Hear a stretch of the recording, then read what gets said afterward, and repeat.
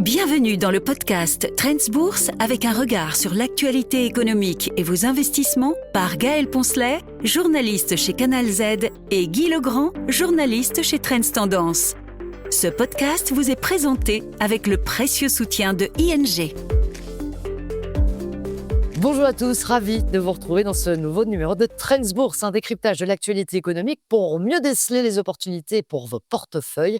Bonjour Guy Legrand. Bonjour Gaël. Alors on va évoquer dans cet épisode la belle remontée de Lotus, Becris, mais aussi d'autres belles performances de valeur, les raisons pour lesquelles les résultats de Nvidia n'ont pas vraiment convaincu les marchés.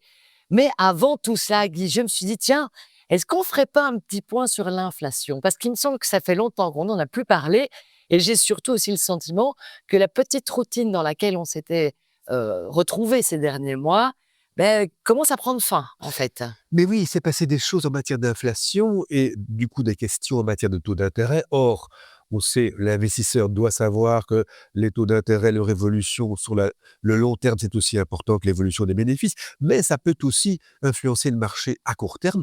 Et donc l'inflation a fait parler d'elle ces tout derniers jours. Bon, on se souvient que la Fédérale Réserve avait avait signalé que les taux allaient sans doute baisser en septembre. Enfin, aurait dit ce cher Trump, il était plus que temps.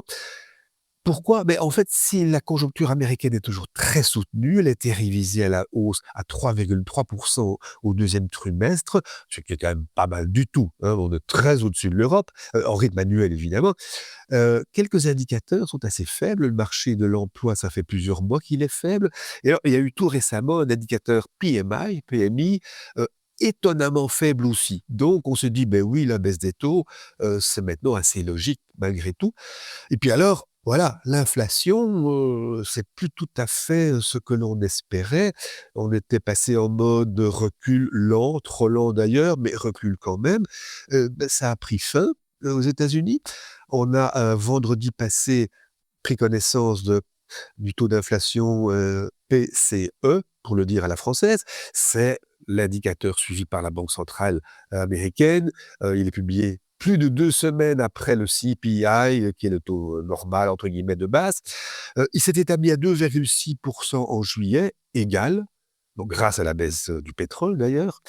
Enfin, il était étal, 2,6, donc on n'est plus dans un contexte de baisse, là, de repli. Et alors, le sous-jacent, lui, est carrément passé de 2,8 à 2,9, donc il est en hausse, il est au plus haut depuis février. Voilà, il y a quand même une petite alerte sur les taux. Ça ne veut pas dire que la Federal Reserve va ne pas baisser ses taux ce mois-ci, comme elle l'avait laissé entendre. Elle n'ira sûrement pas jusque-là. À la limite, Donald Trump prendrait d'assaut la Fed avec, avec l'armée, si tel était le cas. Ouais, bon, voilà, il y a un petit doute qui s'est introduit au niveau de l'inflation, il faut bien le dire. Une inflation américaine qui stagne ou en tout cas même peut repartir légèrement à la hausse et c'est quand même un peu le même constat en Europe, non? Mais oui, on est largement en dessous du niveau des États-Unis, mais c'est vrai que l'inflation, on en a pris connaissance ce mardi, cette semaine, début de semaine, donc elle est revenue de 2% en juillet à 2,1% au mois d'août. Donc ici aussi, une petite hausse, c'est pas un drame, mais effectivement, on va dire que la baisse de l'inflation est en panne, et même plus qu'en panne. Notons que hors énergie, on est à 2,5.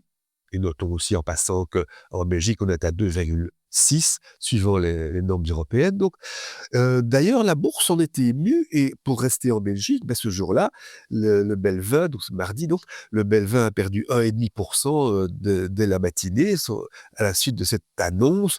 Alors, ce qui est un peu étonnant, c'est que certains commentateurs ont dit oui, c'est parce qu'on s'est inquiété du fait que la BCE n'allait peut-être pas baisser ses taux en septembre.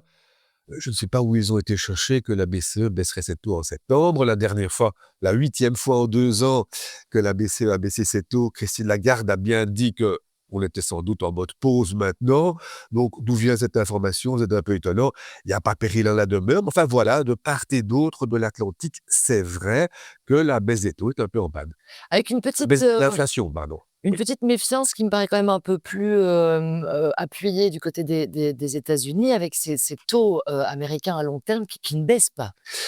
Non, et c'est vrai que bon, En Europe non plus, n'ont pas baissé d'ailleurs dans le sillage de la baisse du taux de base de la BCE. Ouais, on pourrait dire que c'est la contagion des États-Unis. Mais c'est vrai qu'aux États-Unis, il y a un phénomène particulier, c'est que, voilà, ils auraient dû suivre peut-être la baisse des taux à court terme annoncée par la Fed ou laissée entendre par la Fed. Pas du tout, ils auraient un peu baissé au départ, c'est vrai. Mais puis ils ont remonté, et là, certains voient quand même autre chose, à savoir les attaques de Trump contre la Fed. Ce ne sont pas les premières, ce ne seront peut-être pas les dernières, avec cette histoire abracadabrante. De Laura Cook, Voilà, du licenciement. qui se fait être licencié, ça devient un peu n'importe quoi. Rappelons pour ceux qui ne le savent pas qu'en théorie, Donald Trump ne peut pas ingérer dans la politique de la Fed. C'est un organisme totalement indépendant. C'est pas à lui à décider qui conserve ou qui moge. Et un mail avec j'ai des raisons valables, Oui. techniquement, c'est pas suffisant. Non, disons que bon, on sait que l'individu est un peu barbare et un peu mêle-tout, mais enfin, ça devient un peu n'importe quoi, c'est vrai. Bon, bref, il y a une méfiance à l'égard de Trump depuis longtemps, à l'égard de Washington, donc du dollar aussi, puisque Trump veut le faire baisser et qu'il a déjà pas mal baissé. Mais alors, ce que l'on constate peut-être en ce moment, même si ça ne crève pas les yeux, c'est pas un drame, mais c'est une méfiance à l'égard des treasuries, comme on l'avait déjà vu au début de l'été. Il y avait une vente là de bons à 20 ans qui avait complètement foiré, si vous me passez l'expression. Et ça, c'est un événement, enfin, c'est pas un événement, mais une évolution très importante, très grave. C'est peut-être le gros événement de l'année 2025 que les investisseurs internationaux commencent à se méfier des obligations de l'État américain, qui sont l'actif le plus important du monde en termes de quantité disponible et l'actif réputé depuis 2 générations comme le plus sûr du monde. Si on commence à s'en méfier, c'est énorme tout simplement. Oui, et tant qu'on parle d'incertitude, tiens, je me dis on pourrait faire un petit point sur Nvidia, parce que c'est vrai que j'aimerais comprendre pourquoi ces résultats du premier semestre qui, sur les lignes, les grandes lignes, les points gras semblaient tout à fait corrects et pourtant, l'impact des marchés n'est pas du tout à la hauteur finalement de résultats qui sont Non. convaincants. Mais non, effectivement. Non, effectivement, les résultats du deuxième semestre, que Nvidia qualifie de son exercice 2026, pour la petite histoire, c'est peut-être bon à savoir, quand on lit un communiqué, pas se dire: «Tiens, que se passe-t-il? Fake news ou bien je me suis trompé». Non, non, Nvidia parle bien de son deuxième trimestre, exercice 2026. Bon, soit, il s'est terminé un peu avant la fin juillet. Bon, c'est pas le seul exercice décalé, hein, même pas fin du mois, c'est parfois milieu de semaine comme Microsoft. C'est un peu étonnant aux États-Unis. Bon, il faut quand même le savoir pour bien comprendre. Quoi qu'il en soit, les attentes étaient très élevées, comme d'habitude. Les résultats étaient encore plus élevés, comme d'habitude. Un chiffre vente plus 56%, bénéfice par action plus 54,4%. Moi, je trouve ça joli comme tableau quand même. C'est pas mal. C'est un beau Il bulletin. y a un tas d'entreprises qui signeraient à demain pour le quart de la moitié de ça, quoi. Bon, et le cours, au lieu de faire plus 3% comme d'habitude, il a fait moins 3%. Dès le soir même, les échanges après clôture de la bourse. Donc, il y a des lignes qui ont contrarié les investisseurs. Oui, et en fait, la ligne, c'est déjà la 3e ligne de leur communiqué. Quand on va voir leur communiqué, la 3e ligne, c'est « Nous n'avons vendu aucune puce H20 au 2e trimestre en Chine ».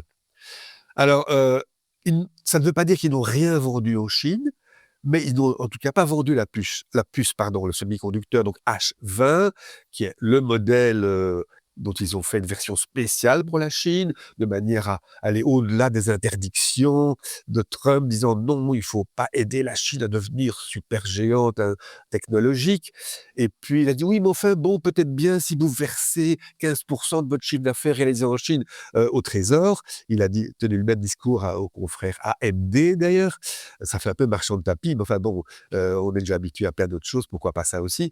Et puis c'est la Chine qui a dit non, non, attendez, cette puce, nous, on n'a pas confiance. Donc, on n'en veut pas. On n'en veut pas, de raisons de sécurité, soi-disant. Donc, résultat, pas de puce H20 en Chine.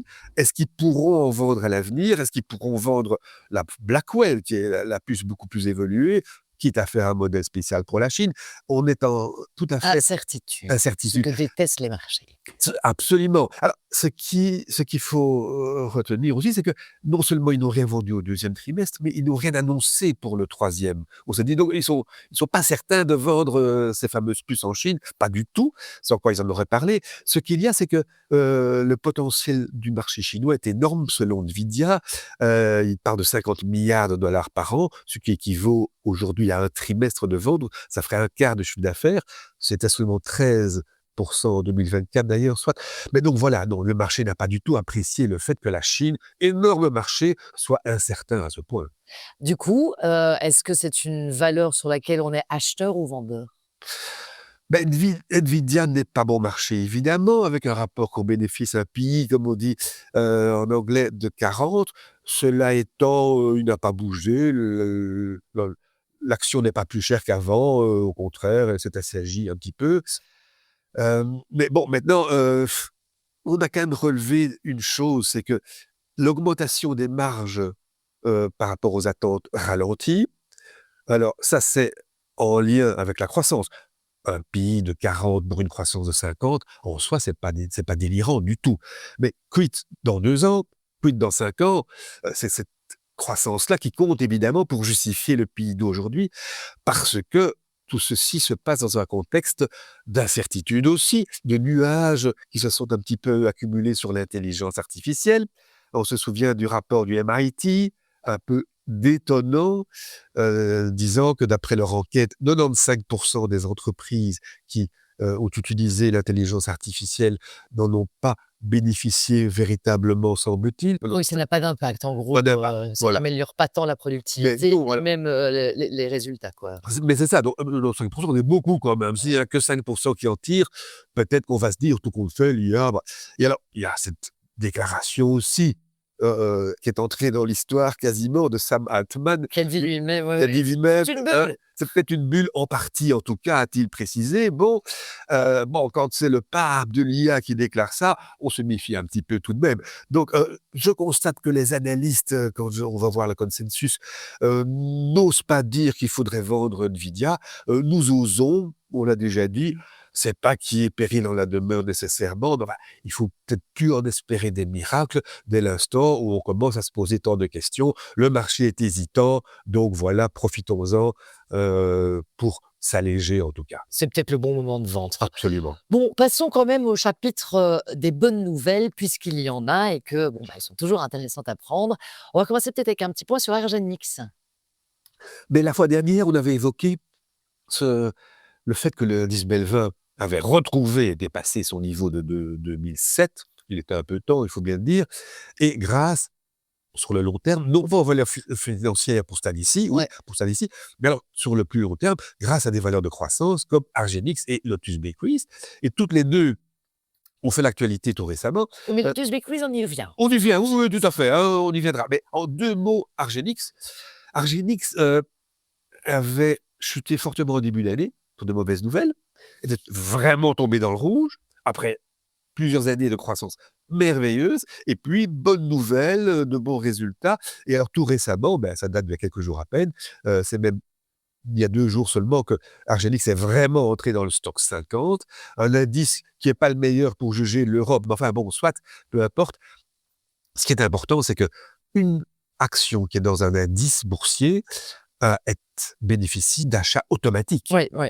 Les investisseurs qui achètent les indices achètent d'office cette action-là. C'est un support considérable, c'est un coussin de sécurité en quelque sorte. Et donc, Argenix a continué à rebondir, après déjà le bon rebond de résultats récents, plus 35% depuis le tréfonds de début d'année. En fait, Argenix est sorti du rouge simplement. C'est pas la grande vedette de cette année-ci, toujours pas, mais ça va beaucoup mieux. Et bon, la plupart des analystes sont à l'achat, avec un objectif de cours supérieur de 15% à peu près au cours actuel. Donc, est-ce qu'il est urgent d'acheter? Peut-être pas, mais enfin, on s'en débarrassera pas. En tout cas, c'est une valeur qui se porte bien pour l'instant. Et peut-être une belle opportunité. Et donc, on évoquait à l'instant Lotus Bakeries, et c'est vrai que je voulais y revenir aussi, puisque ils ont connu la semaine dernière un joli petit rebond, sans même qu'il y ait aucune annonce officielle qui soit faite. C'est ça qui est un peu étonnant. Jeudi dernier, plus 7% pour Lotus Bakeries en bourse. Pas comme ça, je suppose. Mais Il non, y a des événements autour. mais il y a un élément qui est effectivement assez intéressant, c'est que Bank of America, qui n'est pas connu comme étant une banque qui suit de très près les valeurs belges, a fortiori Lotus Bakeries, qui n'est pas la plus importante, hein, qui suivent AB InBev éventuellement, d'accord, puisqu'ils sont importants aux États-Unis. Non, non, ils sont penchés sur Lotus Bakeries et on dit, faut plus acheter, on vous conseille l'achat. avec d'ailleurs un cours cible de 10 500 €, très supérieur au cours actuel. Donc là, ça a quand même fait forte impression, forcément. Et leurs arguments, il y en a 3. Il y a l'usine de Bangkok. Alors là, il faut quand même rappeler que Lotus Bakeries avait fortement rebondi, à savoir 16% le MeToo, sur les résultats qui n'étaient pas mauvais, on pouvait craindre un peu moins bien, vu qu'ils avaient un problème d'offre, Production. de production. Ouais. Ils- C'est la demande, c'est la c'est la production, mais oui, un problème de vie, ils sont riches, on va dire. Hein, il y en a qui pleureraient pour avoir des problèmes. Ils ont de évidemment. gros clients. Mais ils avaient dit donc au début d'année, avec la publication des résultats, notre souci, c'est que voilà, on n'arrive pas à suivre. Et alors, la bonne nouvelle annoncée récemment, c'est que l'usine de Bangkok sera opérationnelle plus tôt que prévu, dans les prochains mois d'ailleurs. Et donc, Bank of America reprend cet argument pour dire Lotus Bakeries se prépare à une très belle année 2026. Nous sommes acheteurs. Ce qui est effectivement une bonne nouvelle. Est-ce que du coup, il reste une opportunité peut-être maintenant encore pour celui qui ne l'avait pas mis dans son portefeuille? Mais celui qui n'avait pas mis ou qui n'était pas revenu, oui, peut-être bien, parce que c'est assez cocasse d'ailleurs le parallèle qu'il y a entre Lotus Bakeries et Argenix. Un brillant parcours ces dernières années, une forte chute en ce début d'année, dans le rouge alors que la bourse de Bruxelles monte de manière fort sympathique. Et puis alors, bonne nouvelle aussi, et Lotus Bakeries est sorti du rouge, je veux dire donc du rouge depuis le début de l'année, a retrouvé son niveau antérieur au début de semaine. C'est vraiment tout récent. Alors, est-ce qu'il est trop tard? Ben, c'est pas encore considérable. L'action Lotus Bakeries, qui avait bien rebondi, donc suite au résultat, le MeToo, a rechuté après, en dessous de 8000. Elle revient au niveau antérieur. C'est pas encore fantasmagorique, il faut bien le dire. Elle est à 20% au-dessus de son minimum, mais toujours à 30% en dessous de son maximum de l'année passée, qui était peut-être un peu euphorique, d'accord. C'est vrai que c'est une valeur très chère aussi, avec un rapport au bénéfice de l'ordre de 40, comme Nvidia, donc c'est pas rien. Voilà, c'est une valeur à laquelle on fait confiance, c'est une valeur très défensive aussi. Il n'y a pas de problème de conjoncture, les gens continueront à acheter du spéculoos ou pardon, du Biscoff. Alors, mais les analystes sont plutôt acheteurs, avec un objectif de cours de 9 400 €, donc bien en dessous de Bank of America. Bon, c'est une valeur chère, mais très défensive. On peut encore acheter, me semble-t-il, en dessous de 9 000 quand même. Petite opportunité quand même Oui, oui, quand même. derrière. Bon, avant de clôturer quand même, Guy, quelle leçon on retient de toute cette actualité? Mais je crois qu'il faut revenir, j'ai cité brièvement sur cette défiance à l'égard des treasuries, donc les obligations de l'État américain. Ça fait pas les grands titres des journaux, même pas financiers. Ça ne fait même pas les grands titres dans les études financières. Mais enfin, Pourtant, les remous pourraient être importants. pourrait être très important. Et donc, on en a parlé à plusieurs reprises déjà, on en parle à pas feutrer, si je puis ainsi m'exprimer, mais ça pourrait être très important, parce que les portefeuilles internationaux qui ont des treasuries, ben, ça pourrait quand même assez mal tourner. Donc, méfions-nous des obligations américaines, si ce n'est pas déjà fait. Par contre, ça pourrait ne pas être une mauvaise nouvelle pour les Européens, parce que, comme on l'a vu au premier trimestre, lorsque les investisseurs internationaux se méfiaient des États-Unis, ils se sont en partie tournés vers des actions européennes, des actions des marchés émergents aussi. Et maintenant qu'on se méfie, visiblement, on commence à se méfier des obligations américaines, on pourrait aussi acheter des obligations européennes, donc ça pourrait de même renforcer un certain courant acheteur en Europe. Ça n'est pas une mauvaise nouvelle pour nous. Et le message pour l'investisseur serait de dire méfions-nous un petit peu des États-Unis, un peu plus que naguère, et méfions-nous un peu moins de l'Europe aussi, tant qu'à faire. Voilà pour la leçon du jour. Merci beaucoup, Guy. On se retrouve dans 15 jours pour un nouvel épisode ensemble. Mais pour vous, chers auditeurs, je vous le rappelle, votre prochain rendez-vous avec de nouvelles opportunités boursières, c'est vendredi prochain avec Charlie Pohu. Belle semaine à vous tous et merci pour votre fidélité. Nous écoutons maintenant l'intervention d'un expert en investissement de ING avec son analyse de la situation économique actuelle. Les résultats des entreprises soutiennent les marchés financiers, mais restons vigilants et surtout diversifiés. Bonjour à tous. Alors, les marchés financiers ont connu un bel été. Depuis leur plus bas d'avril, ils ont rebondi de près de 30% et atteignent aujourd'hui de nouveaux sommets. Alors, ce regain d'optimisme s'explique par des résultats d'entreprise bien meilleurs qu'attendus et par l'espoir d'une baisse des taux d'intérêt de la Réserve fédérale américaine dès le mois de septembre. Alors, aux États-Unis, les entreprises du S&P 500 affichent une croissance bénéficiaire moyenne de 11%, avec 81% d'entre elles qui dépassent les attentes des analystes du jamais vu depuis 2021. En Europe aussi, les résultats sont meilleurs que prévus, avec une croissance des profits de l'ordre de 4% alors qu'on anticipait une baisse. Alors, cette résilience, elle s'explique par la capacité des entreprises à s'adapter au regain de protectionnisme. Elles ont notamment revu leur chaîne d'approvisionnement, répercuté certains coûts sur les consommateurs et bien entendu réduit leurs dépenses. Alors, il y a d'autres facteurs de soutien pour les marchés, la Fed notamment, qui pourrait bientôt assouplir sa politique monétaire. Le marché du travail montre en effet des signes de faiblesse et l'inflation reste maîtrisée. Les investisseurs anticipent donc une baisse des taux dès septembre, suivie d'autres baisses en fin d'année. Alors la confiance est telle que la volatilité s'est effondrée sur les marchés financiers. Actions, obligations et devises voient leur volatilité baisser ces dernières semaines. L'indice VIX est notamment à son plus bas depuis décembre et la volatilité globale est 30% en dessous de son niveau historique. Mais attention, alors les valorisations, elles demeurent bien entendu élevées, surtout aux États-Unis. Le poids du secteur technologique dans le S&P 500 atteint 35%. Alors c'est proche des niveaux observés lors de la bulle des années 2000, même si à nombre d'égards la situation est différente. Mais enfin, on est quand même dans une situation qui reste compliquée, notamment parce que les droits de douane américains sont à leur plus haut depuis les années 30, malgré les accords commerciaux signés récemment. Dans ce contexte, nous maintenons au sein de l'ING Investment Office une position neutre sur les actions, reconnaissant les bonnes choses, notamment la bonne croissance bénéficiaire, mais également les valorisations élevées. Alors on privilégie plutôt des opportunités régionales et sectorielles. Nous misons notamment sur les entreprises qui bénéficient de l'essor de l'intelligence artificielle dans la tech, mais pas uniquement, au sein des services communication, dans la finance et dans les marchés émergents.